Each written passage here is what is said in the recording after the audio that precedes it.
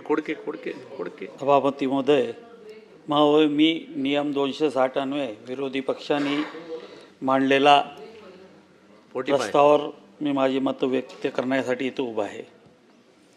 सार्वजनिक बांधकाम खात्याच्या संदर्भात बोलताना माननीय मंत्री महोदय इथे आहे उपस्थित.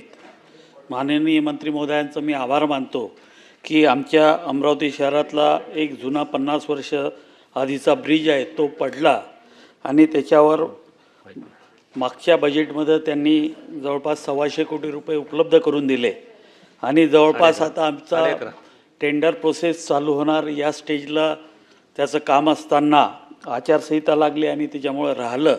आणि नंतर माननीय मुख्यमंत्र्यांनी एक निर्णय घेतला की जेवढे रेल्वे ब्रिज आहे ते रेल्वे महामंडळ आपल्या महाराष्ट्रामध्ये स्थापन केलेलं आहे ते सर्व ब्रिजेस रेल्वे मंडळांनी करावे असा निर्णय घेतला आणि त्याच्यामुळं आज तो ब्रिज आता टेंडर प्रोसेसला असताना तो ब्रिज आता रेल्वे मंडळाकडे गेला.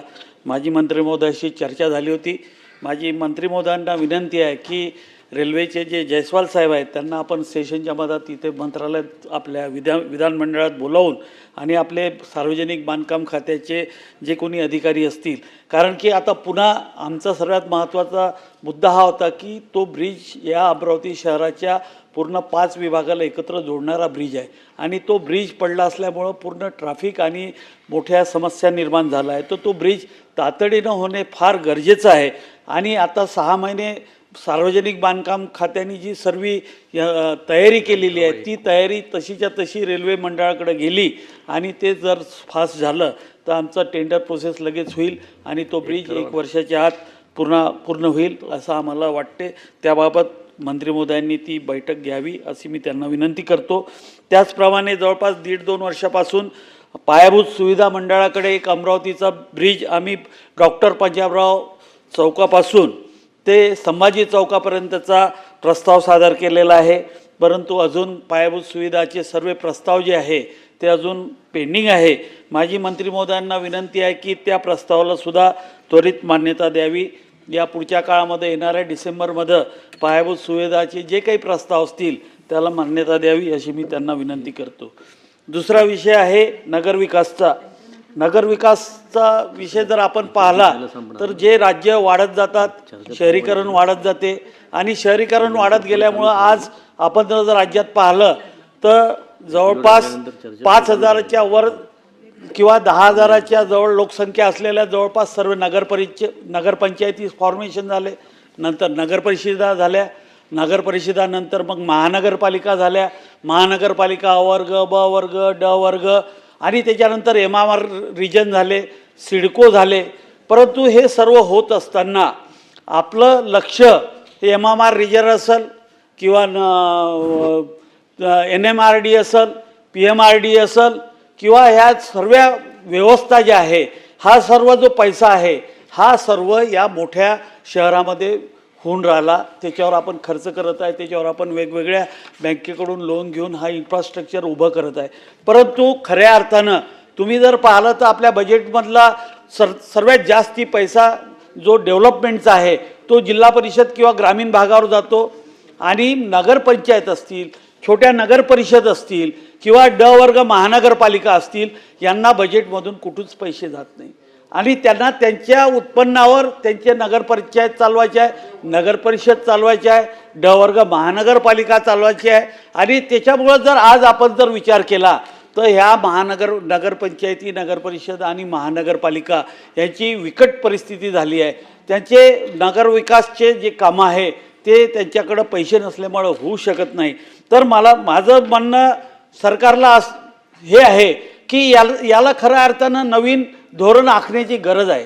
जर तुम्ही हे नवीन धोरण आखलं नाही तर भविष्यामध्ये, कारण की आज 60% लोकसंख्या जी आहे शहरीकरण होत आहे, ग्रामीण भागातून लोक शहरात येत आहे आणि शहरात येत असताना जर ह्या सुविधा आपण त्याला देऊ शकलो नाही तर मोठी अडचण निर्माण होणार आहे. आणि आपण जर पाहिलं तर या भागामध्ये मी अमरावतीच्या महानगरपालिकेच्या संदर्भात बोलतो.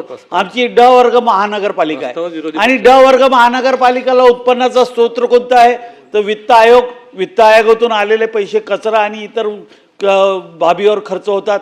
मग शहरातला येणारा जो टॅक्स आहे तो आमच्या इथं औद्योगिकरण नसल्यामुळं तो टॅक्स काही फार मोठ्या प्रमाणात आम्हाला मिळत नाही आणि टॅक्स वाढला तर लोकांची ओरड चालू होते आणि त्याच्यामुळं टॅक्स वाढवू शकत नाही. आणि मग या अशा शहराला आपण जे काही निधी देतो तो निधी कुठून मिळतो तर फक्त DPDCमधून नगरोत्थानमध्ये जो काही पैसे भेटतात त्या पैशावर आपल्याला या महानगरपालिकेचा विकास करावा लागतो. आता अमरावती महानगरपालिका जर पाहिली तर हे विभागीय सेंटर आहे आणि विभागीय सेंटर असताना ड वर्ग महानगरपालिका असल्यामुळं तिथं विकासाचा मोठा बॅकलॉग निर्माण झालेला आहे. म्हणून माझी आपल्या सरकारला विनंती आहे की आपल्याला हे धोरण बदलणं गरजेचं आहे. आपण हे धोरण जर बदलवलं नाही की आपला बजेटचा पैसा सर्व ग्रामीण भागावर चालला, आपला DPDCचा सर्व पैसा ग्रामीण भागावर चालला आणि शहरीकरण वाढत आहे. मग अशा परिस्थितीमध्ये शहरासाठी आपल्याला नवीन धोरण करावं लागेल. आपण मित्रासारखी संस्था निर्माण केली आहे नियोजनची, त्या नियोजनकडं मित्राकडं हा विषय देऊन या सर्व शहरीकरणाच्या संदर्भात योग्य तो निर्णय DPDCमध्ये म्हणा किंवा बजेटमध्ये कसे पैसे उपलब्ध करून देता येईल याच्यासाठी आपल्याला योजना आखण्याची गरज आहे. 2 वर्ष हे सरकार आपलं आलं त्यावेळेस आपल्या पहिल्या नागपूरच्या सेशनमध्ये आपण नगरविकास मंत्री त्यावेळेसी आपले शिंदेसाहेब होते आणि मुख्यमंत्री शिंदेसाहेब होते आणि नगरविकास खातं त्यांच्याकडे होतं. नागपूरला आपण मुख्यमंत्री नागरी शहर सडक योजना जाहीर केली, परंतु त्या योजनेवर आपण कधीच पैसे टाकले नाही की ती योजनाच पुढे जाऊ शकली नाही. मग आपल्याला या नगरविकास खात्याकडून ह्या ड वर्ग महानगरपालिका आहे त्याला मोठ्या प्रमाणात मूलभूत सुविधेच्या अंतर्गत पैसे उपलब्ध करून देण्याची गरज आहे. नाहीतर पुढच्या काळामध्ये ह्या महानगरपालिका ज्या आहे त्या महानगरपालिका असतील, नगर परिषदा असतील, यांचे मोठे बिकट प्रश्न निर्माण होणार आहे. तसंच आपण जर पाहिलं तर नगरोत्थान योजना जी आहे, नगरविकासची नगरोत्थान योजना, त्याच्यावर आपण खूप मोठ्या प्रमाणात पैसे उपलब्ध करतो. परंतु हे पैसे उपलब्ध करताना त्याच्यात जी कंडिशन आहे की 25% स्थानिक स्वराज्य संस्थाचा वाटा त्याच्यात द्यायचा आहे. आता तो नगरोत्थानचे हे पैसेसुद्धा ह्या मोठ्या अवर्ग महानगरपालिका मोठ्या महानगरपालिका 25% पैसे टाकून त्या घेऊन जातात. मग ड वर्ग महानगरपालिका जी आहे ते 25% पैसे त्याच्यात देऊ शकत नाही आणि तो नगरोत्थानचा पैसासुद्धा या महानगरपालिकामध्ये जात नाही. म्हणून मागे मी 2-3 वेळ विनंती केली आहे, सरकारला पत्र लिहिलेलं आहे की हा जो स्थानिक स्वराज्य संस्थेचा नगरोत्थानचा जो वाटा आहे त्याला 5%वर आणा. 5%वर आणलं तर खऱ्या अर्थानं हे नगरोत्थानचे पैसे जे स्टेट बजेटमधून जातात ते खऱ्या अर्थानं तुमच्या ड वर्ग महानगरपालिकेला जाईल. या संदर्भात मी बऱ्याच वेळ आपल्याकडं मागणी केली, परंतु त्याचं कुठेही काही आजपर्यंत होऊ शकलं नाही. माझी सरकारला विनंती आहे की हे सर्व विषय नगरविकासचे धोरण ठरवण्याची गरज आपल्याला निर्माण झालेली आहे. त्यानंतर आपण जर पाहिलं तर म्हाडाच्या संदर्भात आमचं अमरावती शहरामध्ये रिडेव्हलपमेंटची गरज आहे. जवळपास 50 वर्ष आधी 40 वर्ष आधी आमच्या इथं म्हाडाचे काही घरं निर्माण झाले होते, परंतु तिथं रिडेव्हलपमेंटची स्कीम लागू झाली नाही. मी मागे जवळपास 2 वेळा विधान परिषदेमध्ये हा प्रश्न मांडला, मंत्री महोदयांना पत्र दिलं. मंत्री महोदयांनी त्याला आपल्याला पॉलिसी डिसिजन घ्यावं लागेल असं त्याच्यात सांगितलं होतं. परंतु आज जवळपास 8 ते 10 रिडेव्हलपमेंटच्या वसाहती आमच्या अमरावती शहरात आहे की ज्याला रिडेव्हलपमेंटमध्ये जायचं आहे. म्हणून माझी मंत्री महोदयांना विनंती आहे की आपण पुढच्या काळामध्ये या संदर्भात अमरावती येथे रिडेव्हलपमेंटची योजना चालू करण्यासंदर्भात घोषणा करावी ही माझी त्यांना विनंती आहे. तसंच SRA जवळपास 40 ते 45 घोषित झोपडपट्ट्या अमरावती महानगरपालिका क्षेत्रामध्ये आहे आणि तिथे खऱ्या अर्थानं SRAची स्कीम लागू करण्याची गरज आहे. माननीय मुख्यमंत्र्यांना सुद्धा मी या संदर्भात पत्र दिलेलं आहे आणि तिथे कारण की ते SRAचे अध्यक्ष माननीय मुख्यमंत्री आहे आणि मुख्यमंत्र्यांना सुद्धा पत्र दिलं की आमच्या अमरावतीमध्ये SRAची योजना चालू करण्याची खऱ्या अर्थानं गरज आहे.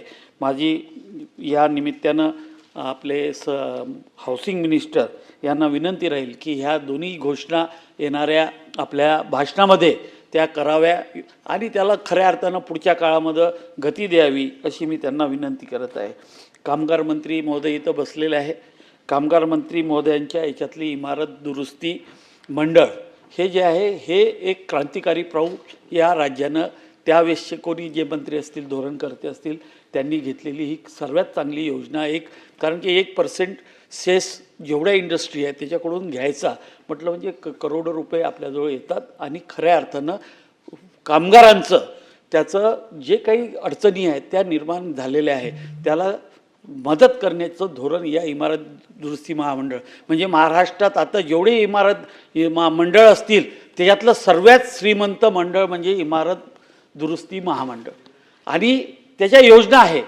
परंतु मला मंत्री महोदयाला विनंती करायची आहे की त्या पूर्ण आत्ताची ज्या योजना आहे किंवा कामगार मंडळाशी वेगवेगळ्या संघटनाशी चर्चा करून याच्यात आमूलाग्र बदल करण्याची गरज खऱ्या अर्थानं निर्माण झालेली आहे. माझी मंत्री महोदयांना विनंती आहे की आपण या क्षेत्रात काम करणारे लेबरमध्ये जे लोक आहे त्यांच्याशी एखादी बैठक घेऊन याच्यात बदल खऱ्या अर्थानं केला तर खऱ्या अर्थानं एवढा पैसा आपण जो देतो तो कामगारांपर्यंत पोचेल आणि त्याच्या आम्हाला होईल. आमच्या MIDCमध्ये कामगार ESIचं हॉस्पिटलची जागा ESI हॉस्पिटलसाठी MIDCनं दिलेली आहे, परंतु त्याचा पुढचं काम करण्याची गरज आहे. त्याच्यावर सुद्धा आपण लक्ष द्यावं अशी मी विनंती करतो. आणि एक्साईजच्या संदर्भात माझं एक निवेदन होतं की अमरावतीमध्ये एकाच मिनिटात अमरावतीमध्ये काही ड्रायव्हर्स आणि गार्ड याच्या बदल्या करण्यात आल्या आणि त्यांच्या बदल्या कुठं केल्या. अमरावतीचा ड्रायव्हर लातूर, उस्मानाबाद, गार्ड कुठं टाकला तर तिथं झालं काय आहे की एक तुमचे भरारी पथकचे PSI आहे त्यांच्याकडे PIचा चार्ज होता आणि त्या महिला ड्रायव्हर जी आहे तिची गाडी चालवताना त्यांचे काहीतरी वाद झाले आणि तिला पनिशमेंट करत होते म्हणून सर्व ड्रायव्हर एकत्र तिच्या बाजूनं आले आणि तिच्या बाजूनं आले म्हणून सर्व ड्रायव्हरच्या बदल्या केल्या आणि 2 ड्रायव्हरच्या बदल्या केल्या.